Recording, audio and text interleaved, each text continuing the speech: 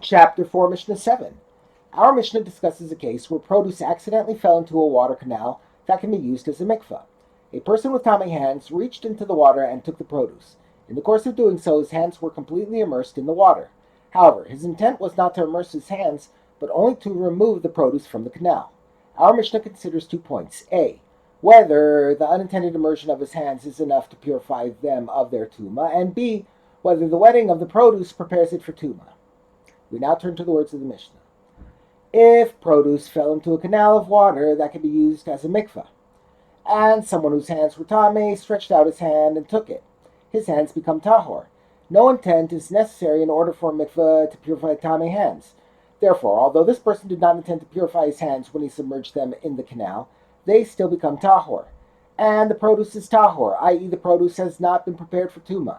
The water was not machshir the produce, because the wetting of the produce was accidental, and did not give satisfaction to its owner.